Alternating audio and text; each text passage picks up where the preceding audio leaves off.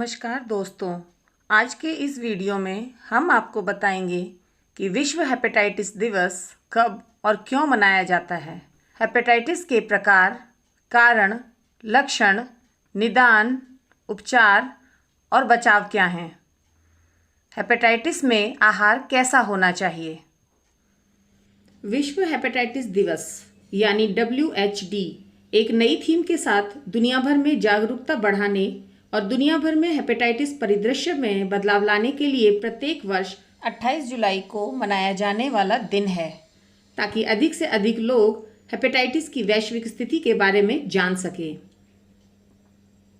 इसलिए इस दिन हर साल दुनिया भर के लोगों को बीमारी के बारे में जागरूकता बढ़ाने के लिए विभिन्न अभियानों, सेमिनारों, व्याख्यान आदि में भाग लेने के लिए आमंत्रित किया जाता है। वैश्विक परिदृश्य में हेपेटाइटिस और संबंधित स्थितियां हर 30 सेकंड में एक व्यक्ति की मृत्यु कर रही हैं। इस प्रकार बीमारी के बारे में बेहतर जागरूकता होना और उस पर कार्रवाई करना समय की आवश्यकता है। विश्व हेपेटाइटिस दिवस 2022 के दौरान चलाए जा रहे विभिन्न अभियानों से लोगों को इस बीमारी और इससे संबंधित पहलुओं के बारे में शिक्षित करने की संभावना है। इस वर्ष विश्व हेपेटाइटिस दिवस 2022 के लिए थीम हेपेटाइटिस इंतजार नहीं कर सकता है। विषय का तात्पर्य यह है कि इस बीमारी से पीड़ित लोग जो इसके बारे में अनजान हैं, उन्हें तुरंत परीक्षण करवाना चाहिए और तुरंत जीवन रक्षक उपचार प्राप्त करने चाहिए। दुनिया भर में हेपेटाइटिस को जड़ से खत्म करने की दिशा में काफ़ी काम किया गया है। विश्व हेपेटाइटिस दिवस के साथ इस कार्यक्रम का उद्देश्य लोगों को बीमारी के निदान, उपचार और रोकथाम के बारे में जागरूकता बढ़ाना और प्रोत्साहित करना है। हेपेटाइटिस मूल रूप से लीवर से जुड़ी बीमारी है, जो वायरल इन्फेक्शन के कारण होती है। इस बीमारी में लीवर में सूजन आ जाती है। हेपेटाइटिस में 5 प्रकार के वायरस होते हैं, जैसे A, B, C, D और E। इन 5 वायरस को गंभीरता से लेना चाहिए, क्योंकि इनके कारण ही हेपेटाइटिस महामारी जैसी बनती जा रही है और हर साल इसकी वजह से होने वाली मौतों का आंकड़ा भी बढ़ता जा रहा है। हेपेटाइटिस का टाइप B और C लाखों लोगों में क्रोनिक बीमारी का कारण बन रहा है, क्योंकि इसके कारण लिवर सिरोसिस और कैंसर होते हैं। हेपेटाइटिस के बारे में जागरूकता पैदा करने और जन्म के बाद बच्चों को वैक्सीन देकर उसे हेपेटाइटिस से बचाया जा सकता है। हेपेटाइटिस वायरल इन्फेक्शन के कारण होता है, जो वायरस के अनुसार 5 प्रकार में विभाजित किया जाता है। ये 5 प्रकार दुनिया भर के लोगों के लिए चिंता का कारण बन गए हैं। हेपेटाइटिस A WHO के अनुसार हर साल 1.4 मिलियन लोग इस बीमारी से ग्रस्त हो रहे हैं। ये दूषित भोजन और दूषित पानी के सेवन करने से होता है। हेपेटाइटिस B इन्फेक्टेड ब्लड के ट्रांसफ्यूशन और सीमेन और दूसरे फ्लूइड के एक्सपोजर के कारण यह संक्रमित होता है। हेपेटाइटिस C, यह हेपेटाइटिस C वायरस के कारण होता है। यह ब्लड और इन्फेक्टेड इंजेक्शन के इस्तेमाल से होता है।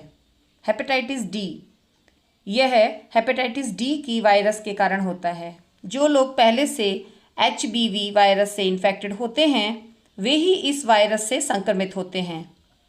HDV और HBV दोनों के एक ही साथ होने के कारण स्थिति और भी बदतर हो जाती है। हेपेटाइटिस E वायरस के कारण होता है। दुनिया के ज़्यादातर देशों में हेपेटाइटिस के संक्रमण का यही कारण है। यह विषाक्त पानी और खाने के कारण ज़्यादा होता है। इसके अलावा हेपेटाइटिस को गंभीरता के आधार पर भी पहचाना जाता है। एक्यूट हेपेटाइटिस, अचानक लीवर में सूजन होता है, जिसका लक्षण 6 महीने तक रहता है और रोगी धीरे धीरे ठीक होने लगता है। HAV इन्फेक्शन के कारण आमतौर पर एक्यूट हेपेटाइटिस होता है। Chronic hepatitis, chronic HCV infection से 13 से 150 मिलियन लोग दुनिया भर में प्रभावित होते हैं। लीवर कैंसर और लीवर की बीमारी के कारण ज़्यादा से ज़्यादा लोग मरते हैं। HEV इन्फेक्शन, क्रोनिक रोगी का इम्यून सिस्टम भी बुरी तरह से इफ़ेक्ट होता है। हेपेटाइटिस के कारण क्या हैं? लीवर में सूजन होने के कारण हेपेटाइटिस रोग होता है। इस वायरल इन्फेक्शन के कारण जान को खतरा भी हो सकता है। मतलब हेपेटाइटिस एक जानलेवा इन्फेक्शन है। इसके कई कारण हो सकते हैं। वायरल इन्फेक्शन खासकर हेपेटाइटिस ए, हेपेटाइटिस बी और हेपेटाइटिस सी वायरल इन्फेक्शन के कारण होता है। ऑटो इम्यून स्थितियाँ। अक्सर शरीर के इम्यून सेल से यह पता चलता है कि लीवर की सेल को डैमेज पहुंच रहा है। शराब पीना। अल्कोहल हमारे लीवर द्वारा डायरेक्टली मेटाबोलाइज्ड होता है, जिसके कारण यह शरीर के दूसरे भागों में भी इसका सर्कुलेशन होने लगता है। इसलिए जब कोई बहुत अधिक शराब या अल्कोहल का सेवन करता है तो उस व्यक्ति के लिए हेपेटाइटिस का खतरा बढ़ जाता है। दवाइयों का साइड इफ़ेक्ट। यह भी एक कारण है हेपेटाइटिस का। कुछ विशेष दवाइयों के ज़्यादा सेवन से लीवर सेल में सूजन होने लगती है और हेपेटाइटिस का रिस्क बढ़ जाता है। हेपेटाइटिस के लक्षण क्या हैं? एक्यूट हेपेटाइटिस की शुरुआत में बहुत स्पष्ट लक्षण नहीं दिखाई पड़ते हैं, लेकिन इन्फेक्शियस और क्रोनिक हेपेटाइटिस में ये समस्याएं काफ़ी स्पष्ट तरीके से लक्षण के तौर पर दिखाई पड़ती हैं। जॉन्डिस या पीलिया, यूरिन का रंग बदलना, बहुत अधिक थकान, उल्टी या जी मिचलाना, पेट दर्द या सूजन, खुजली, भूख ना लगना या कम लगना, अचानक से वजन कम हो जाना। हेपेटाइटिस के निदान क्या हैं? लक्षणों को ध्यान में रखते हुए और स्थिति की गंभीरता के आधार पर डॉक्टर्स हेपेटाइटिस का निदान करते हैं।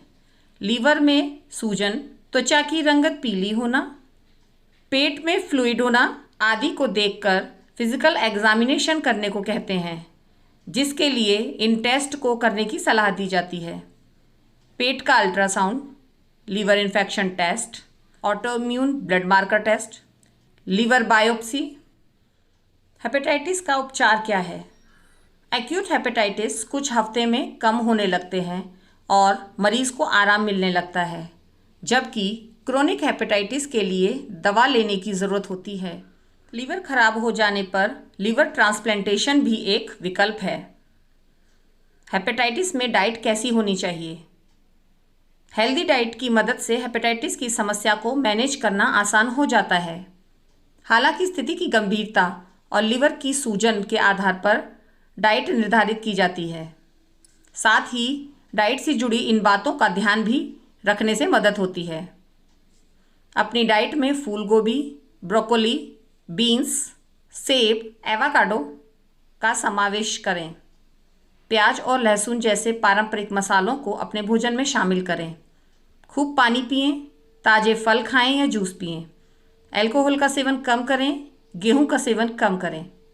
जंक फूड, मैदे से बने फूड्स, प्रोसेस्ड फूड और मीठी चीज़ों के सेवन से बचें। भोजन को चबा चबा कर खाएं, इससे भोजन पचने में आसानी होगी। एक साथ भारी भोजन करने की बजाय कम मात्रा में 4 से 6 बार भोजन करें। हेपेटाइटिस से बचाव क्या है?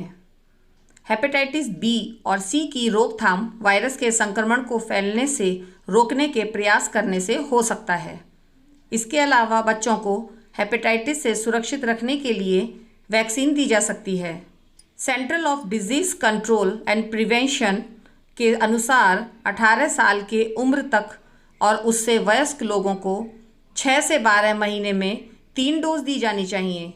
इस तरह उन्हें हेपेटाइटिस से पूर्ण सुरक्षा मिलेगी। साथ ही इन बातों का ख्याल रखें। अपना रेज़र, टूथब्रश और सुई को किसी से शेयर न करें। इससे इन्फेक्शन का खतरा कुछ हद तक कम किया जा सकता है। टैटू करवाते समय सुरक्षित उपकरणों का इस्तेमाल सुनिश्चित करें। कान में छेद करते वक्त इस बात का ध्यान रखें कि उपकरण सुरक्षित और इन्फेक्शन फ्री है। इसी के साथ आशा करते हैं आपको हमारे द्वारा दी गई जानकारियाँ अच्छी लगी होंगी। खुश रहिए, स्वस्थ रहिए। धन्यवाद।